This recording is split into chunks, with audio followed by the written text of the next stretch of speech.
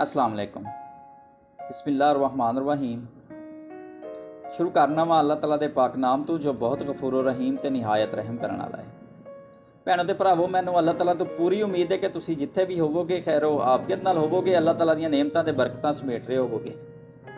Video च अगे वधण तो पहले सारे भैन ते भरावां कोल एक मेरी निक्की जी गुजारिश है कि यार ए चैनल नूं सबसक्राइब कर दिओ ते नाल लगे ए घंटी दे बटन ते प्रैस कर दिओ ताकि यार कुछ साडा भी फायदा हो जाए।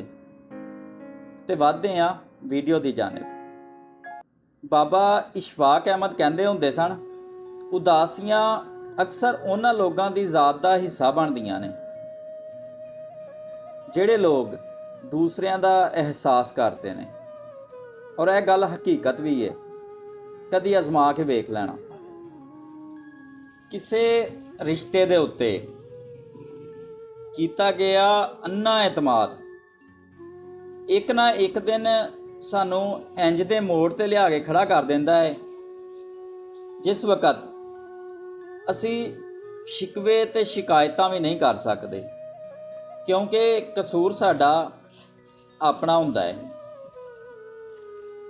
अच्छा यार, मुखलिस इंसान हर दफ़ा खामोशी इख्तियार कर लेंदा है, मगर उसका मतलब हरगिज़ भी यह नहीं हुंदा कि वो एक बुज़दिल इंसान है या फिर कोई कमज़ोर इंसान है, बल्कि उस इंसान का ज़मीर इस गल की इजाज़त ही नहीं देंदा कि वो अपनिਆਂ दे नाल उन्हां दे लहजे विच गल करे।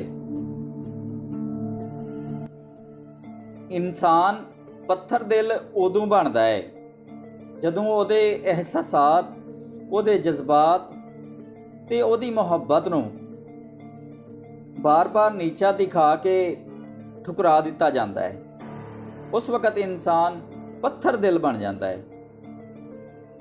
चंगी गल ते सारिआं नूं चंगी लगदी है, जदों तुहानूं किसी दी बुरी गल भी बुरी ना लगे तो समझ जाना कि तुहानूं उहदे नाल मुहब्बत हो गई है।